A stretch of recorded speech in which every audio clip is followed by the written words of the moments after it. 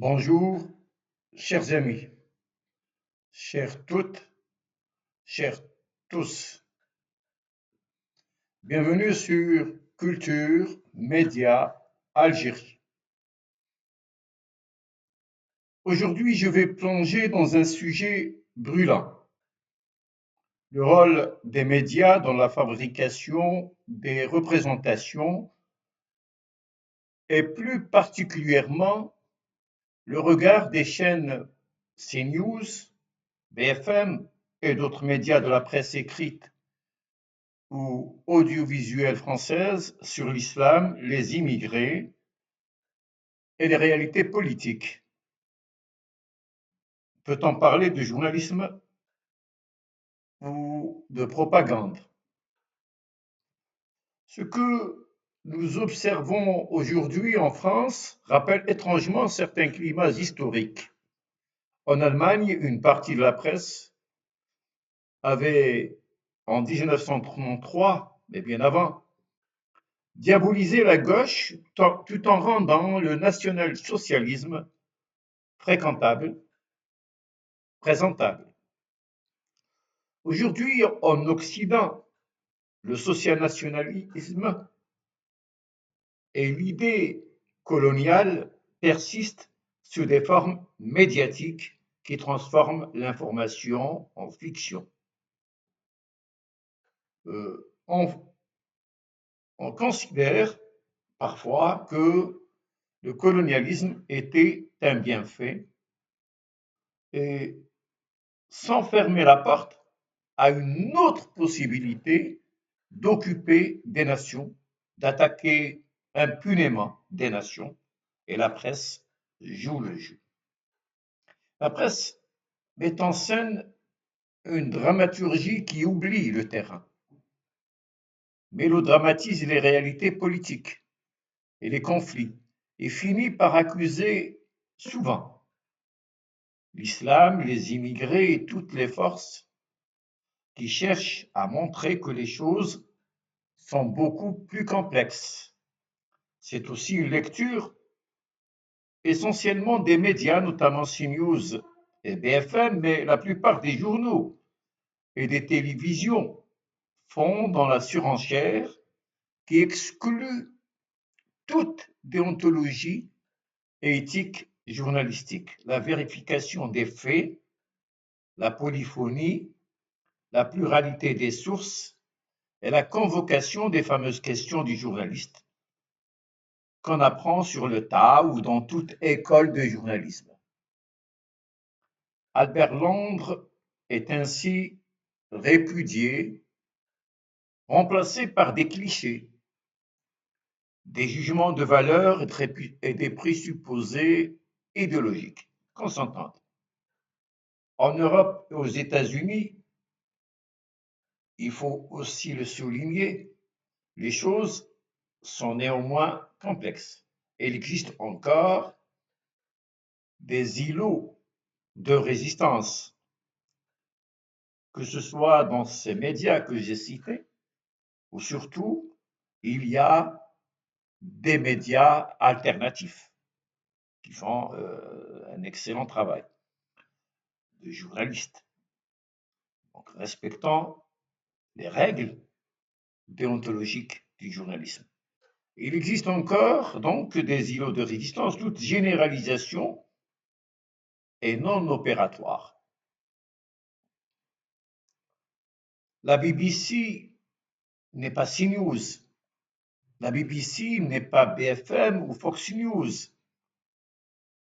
Il y a d'ailleurs les chaînes terrestres qui ne peuvent renouveler leur licence en cas de dépassement et des centaines d'autres chaînes qui proposent des contenus peu viables et peu fiables. CNews est une chaîne appartenant à l'un des milliardaires français, Vincent Bolloré. Avec l'arrivée de Sarkozy, Hollande et Macron à la tête de l'État français, les choses ont carrément changé dans la presse privée française avec la centralisation des médias aux mains de certains lobbies, Hersant, Wills, Lagardère, Drahi Bolloré et les autres. BFM, détenu par Altis, est passé de Patrick Drahi à Rodolphe Saada en juillet. Bolloré a acheté le groupe Canal, où sévit la chaîne CNews. De très nombreux journalistes ont décidé de quitter Canal en protestation contre l'appropriation par Bolloré, sachant très bien ce qu'allait devenir le groupe sous son patronage. Les médias, aux mains des puissances financières, narguent le droit, diffament et insultent les adversaires. L'appareil judiciaire sévit en sanctionnant les chaînes à verser de fortes amendes que les financiers acceptent dans la mesure où les médias sont là pour défendre leurs intérêts. Les généralisations sont dangereuses et improductives. J'essaierai ici de montrer rapidement comment certains sujets sont traités. Islam, gauche française, espace autonome, Algérie, à partir du visionnage de CNews et BFM TV, donc pendant 2 semaines. Un sujet revient fréquemment, celui des immigrés et des réfugiés en rapport avec l'islam, mais aussi et surtout, durant ces 2 semaines, LFI. LFI, donc la France insoumise de de Mélenchon. Pour Jean-Luc Mélenchon. Pour ce faire, on convoque le champ lexical de la peur, de la menace et de la violence. Péril, violence, fascisme vert, chameau désert et bien d'autres clichés. Radicalité, extrême gauche. Des mots qui reviennent sans discontinuer, sans cesse, comme des leitmotivs. Les événements sont rapportés sans aucune distance critique, donnant à lire les récits des musulmans ou même de certains politiques sous l'angle de la menace permanente. La rumeur et le cliché se muent en information. On n'apporte pas de faits. C'est ce que devrait faire chaque journaliste. Quand on s'attaque à Jean-Luc Mélenchon, on ne cite pas ses propos, ses déclarations, on généralise. Donc, tout discours sur le musulman, le réfugié, l'arabe ou l'africain est otage de présupposés et de stéréotypes qui transforment toute spéculation en vérité. Le hijab devient un acteur permanent. Ainsi se fabrique le vrai, entre guillemets, qui tient lieu de vérité unique. L'autre est étrange et étranger. Si ces attitudes ou ces propos ne correspondent pas au discours dominant, les Irakiens, Syriens, Libyens, les Arabes, les Africains sont décrits comme des monstres, au même titre que les Russes, les Chinois ou les Iraniens, diabolisés parce qu'ils proposent d'autres attitudes. Souvent, on use d'un langage religieux binaire, force du mal versus force du bien, en faisant l'économie de la vérification et de la critique des sources. Le regard porté sur l'Africain et l'Arabe est construit à partir de la logique coloniale et d'une hypertrophie du moi, dictée par une supposée supériorité du centre incarnée par l'Europe. La réalité, trop complexe, est vite investie par un regard manichéen qui donne à voir l'autre comme dangereux et ennemi. La fabrication de l'ennemi est une constante de l'humanité, bien entendu. Dans tous les discours politiques, cette idée tragique articule les lieux d'affirmation de l'identité. Machine à produire des singularismes, des communautarismes et des particularismes à partir d'une lecture essentielle du monde. L'imaginaire des uns et des autres réduit l'autre à une mécanique destructrice et inamicale. C'est toute la question de l'altérité qui traverse le regard porté sur les autres, considérés comme des virtualités négatives donnant à voir une opposition mécanique bien versus mal, barbarie versus civilisation.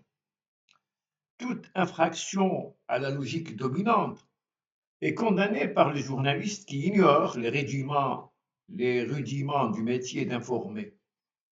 Les journalistes se transforment en propagandistes, en soldats du capital. À Gaza, les Palestiniens ne comptent pas. Réduits à des infra-humains, leur déshumanisation justifie les crimes. Les valeurs, entre guillemets, démocratiques disparaissent, laissant place à un discours univoque soutenant Israël comme bon tueur, un tueur moral.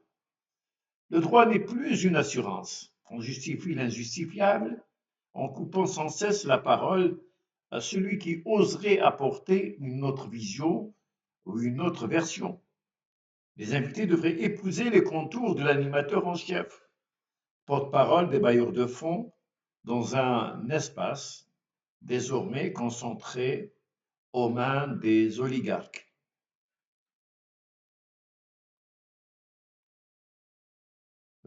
Un animateur d'une émission très connue avait dit ceci: on ne peut cracher sur la main de celui qui te fait vivre. Oui, la guerre est mise en scène, retouchée, correspondant à un horizon d'attente construit par le discours dominant, à force de batailles médiatiques et de serments politiques. Le musulman ou l'Algérien devient barbare et violent. Les crimes coloniaux se transforment en bienfaits, comme si massacrer des populations pouvait être, pouvait être autre chose qu'un génocide. Le discours colonial sévit.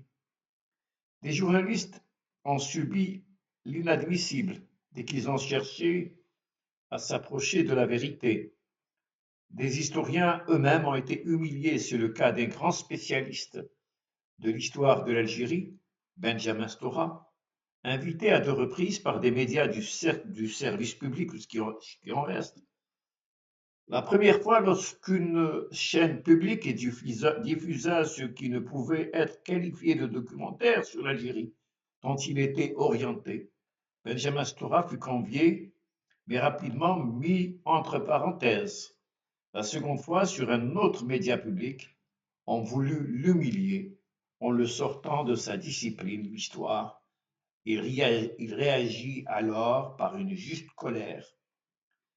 Des journalistes et des humoristes furent également sanctionnés par des médias du service public. Ce recul de France Télévisions par rapport aux règles de l'éthique et de la déontologie journalistique est tragique. La polyphonie a disparu. C'est désormais le règne d'une parole monologique où la diversité des voix est étouffée.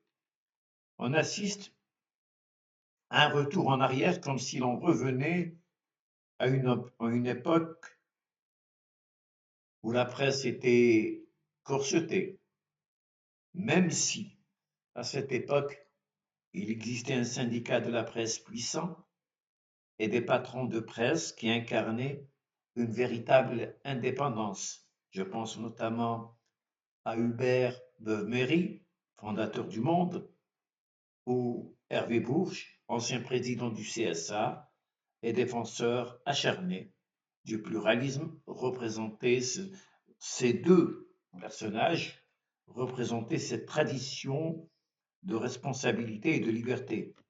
Aujourd'hui, cette tradition me paraît bafouée. La mélodramatisation de l'information, le sensationnalisme, la tyrannie de la rumeur et l'absence de multiplicité des sources obéissent à des choix éditoriaux favorisant la légitimation d'actions politiques et sociales particulières. Tout ce qui ne correspond pas au canon dominant est systématiquement infériorisé, usant de clichés, de généralisation. L'information est évacuée, laissant place à la propagande et à l'infospectacle. On fait appel à des experts, entre guillemets, qui connaissent tout, ou éditorialistes qui investissent toutes les chaînes, développant un discours du tout marché, excluant la parole différente.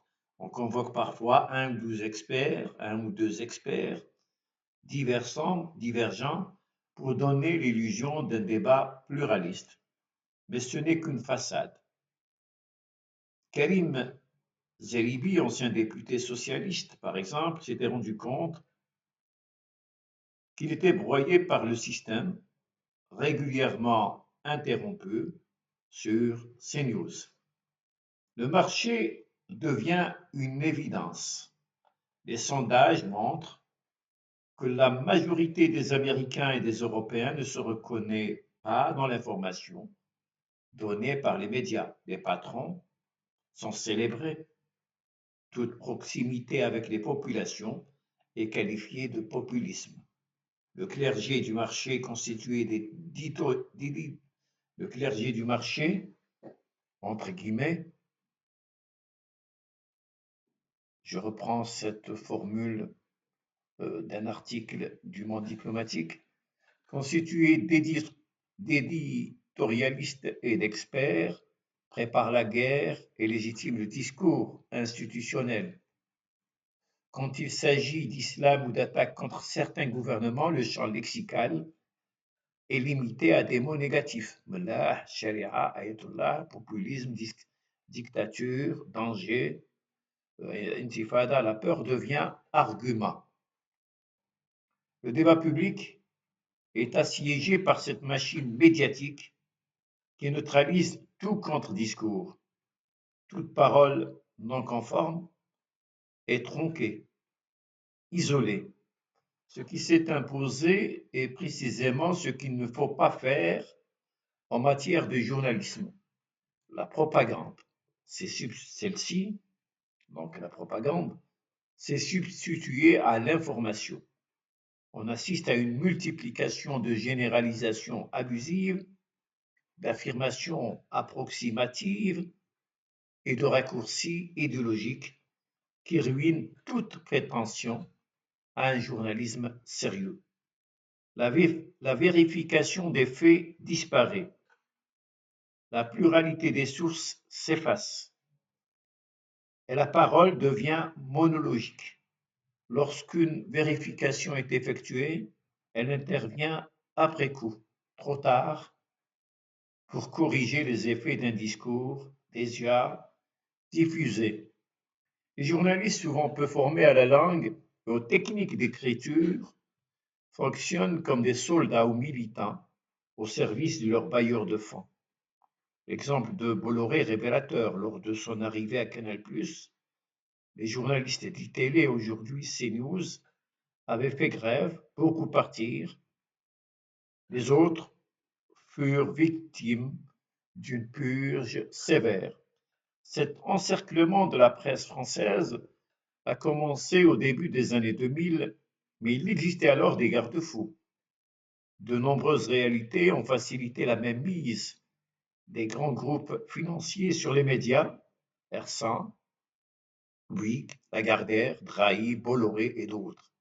BFM, détenu par Altis, est passé de Patrick Drahi à Rodolphe Saada en juillet Bolloré a racheté le groupe Canal, où sévit désormais CNews. Les médias aux mains des puissances de l'argent narguent le droit, diffament et insultent les adversaires. Certes, l'appareil judiciaire sanctionne parfois ces dérives par de lourdes amendes, mais celles-ci sont acceptées par les financiers qui considèrent les médias comme des instruments de défense de leurs intérêts. Dans un tel contexte, il est difficile de parler de jeu démocratique. Les médias, même en période électorale, privilégient l'opinion à l'information, s'attaquant aux adversaires politiques de leurs patrons. Les élections sont ainsi biaisées. Les journalistes ou assimilés, souvent grassement rémunérés, acceptent de jouer le jeu. L'un des animateurs d'une émission très suivie a même déclaré, comme je l'ai déjà dit en direct, qu'il ne pouvait cracher sur la main qui le nourrit. Tout est dit. Le pluralisme vit des heures sombres. Un glissement néolibéral assumé par les pouvoirs en place s'est accompagné d'une extrême droitisation du discours et des pratiques. Les médias ont eu pour mission de faire accepter ce nouveau récit, construit à partir de clichés, de stéréotypes et de présupposés idéologiques. Lorsque l'ancien Premier ministre Dominique de Villepin dénonça la mainmise des puissances de l'argent sur la presse, il fut immédiatement accusé d'antisémitisme, comme l'avaient déjà été Dominique Vidal, Alain Grèche, Pascal Boniface, Pierre Bourdieu, Jean-Luc Mélenchon, Edgar Morin, Emmanuel Todd et bien d'autres. Ce climat révèle une dérive profonde. La presse, censée incarner un contre-pouvoir, s'est transformée en appareil idéologique au service des puissances financières et politiques. Le pluralisme, pilier de la démocratie, se trouve ainsi menacé par une parole monologique, saturée de propagande et d'invectives, qui réduit l'espace public à un champ de confrontation biaisé et appauvri. Ce que nous voyons, c'est une presse qui n'informe plus, mais qui met en scène, une presse qui, au lieu d'éclairer, obscurcit, une presse qui, au lieu de donner la parole à la diversité, impose un discours unique. Restez avec nous sur Culture Média Algérie pour déconstruire ces récits, redonner place au terrain, à la pluralité et à la complexité. Car comprendre les médias, c'est aussi résister à la simplification et à la manipulation. Abonnez-vous, partagez, discutons, débattons de tous ces sujets et faisons vivre ensemble un espace critique et libre. À bientôt, chers amis, à bientôt. Merci beaucoup de votre attention.